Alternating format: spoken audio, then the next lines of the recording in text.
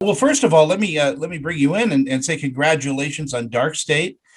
I like films that have kind of a twist, and this is a very political and social twist that happens in Dark State, where suppression of the truth and all of that is a big part of of what it's about.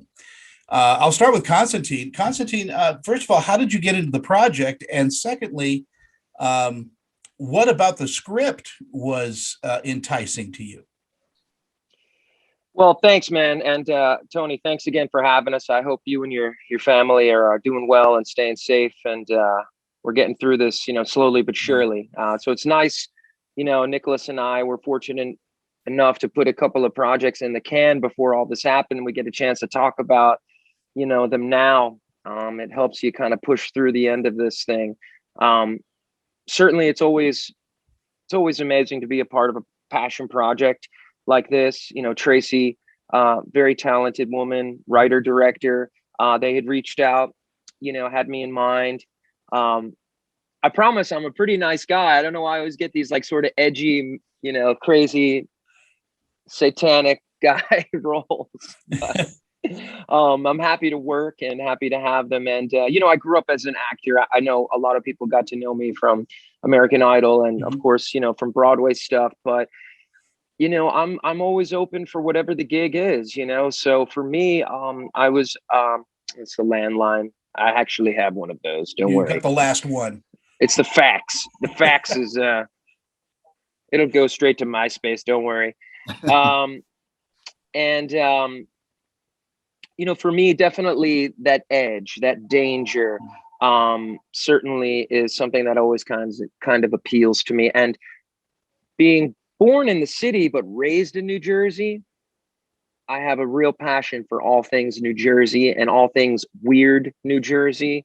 Um, and certainly that whole area, Hamilton, the Pine Barrens, that whole vibe is something that I just think lends itself so well to a backdrop of a kind of a psychic or a psycho thriller kind of vibe like this. So I was just like all in, and you know, pretty incredible what they did in 13 days. So Yeah, Nicholas, how about you? I mean, what brought you to the role of Rusty?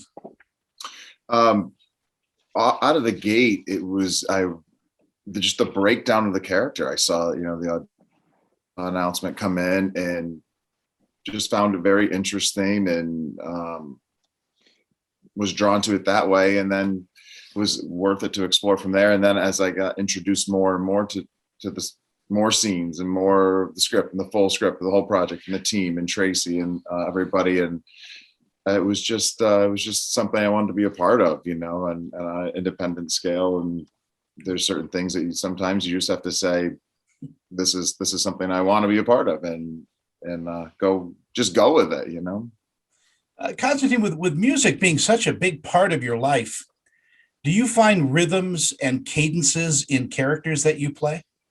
absolutely, absolutely.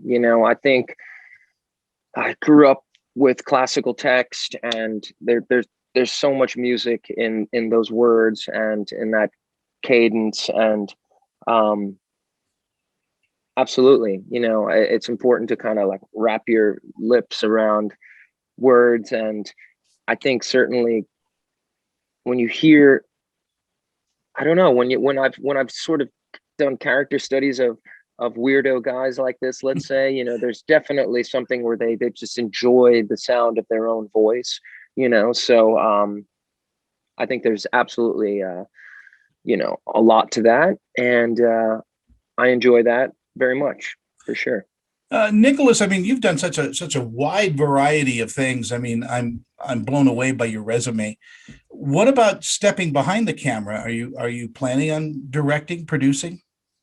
Directing is going to be a little way off for me. I have so much respect for great directors, and it is very intimidating to me. Writing, I've gotten more and more into a little bit of producing. As especially the idea of directing myself is out. I need somebody to guide me and do that. So directing, yes, but anybody who thinks, yeah, I'm going to direct something. I mean, it's such a paramount, monumental task. I have so much respect for it. Yeah, but that's that thing. That's over the horizon. I'm gonna have to wait on that one for a little bit. How about you, Constantine? Well, I do some producing, big live events, some Broadway. I was a lead producer on the Spring Awakening revival on Broadway. That was a collaboration with Deaf West, where we utilized a deaf acting company and a hearing company. So really to coordinate all of that talent and one of the most beautiful shows. I mean, I remember the Wiedekind play from drama school, and then I was always a big fan of Duncan Sheik, and I saw the original company really days after stepping off American Idol, and I was just blown away by it. So it's not often where you see a show, get a revival so shortly after it closes on Broadway. But this was such a unique version of it, and it was just really so beautiful. So to be a part of that was great. But and I know Michael Arden many moons, and he is a fantastic actor and great singer. And I never knew that he was such an incredible director. He was a brilliant guy. There's so much that goes into directing. I studied all the books and I love it. I think it's made me a better actor. But yeah, I have to agree with Nicholas. It's a whole nother animal. It's a whole nother beast. And people that just assume that they can direct. And we're not talking like I directed a community theater thing at the YMCA. To really do it the right way, it's very hard, very difficult. I don't think it's me. I enjoy producing. I enjoy putting people together, great people together, and trying to elevate, artists and creators. I'm less of someone that, wants to be like the captain. I'd like to be in the shadows, like putting people together, and then certainly explore cool roles, original roles for sure, and do some writing. But I probably have my hand in one too many cookie jars. So if I maybe focused a little more, I could be in a different place. But Nicholas, do you enjoy live performance? Do you enjoy being on stage? I love it. There's nothing like it. It's a high that unless you experience it, there's really no other way of describing it, and yeah. I've always thought for an actor, live stage, you get that immediate response to whatever you're doing. Mm-hmm. With film, you have to wait, a year to see how the audience reacts to your performance. Yeah, it's absolutely terrifying. It's horrible. Yeah, going right, correlating that to the director thing. You better have the trust in the person who's steering you that way, because that's what you're relying on. Where there's nothing like being in front of.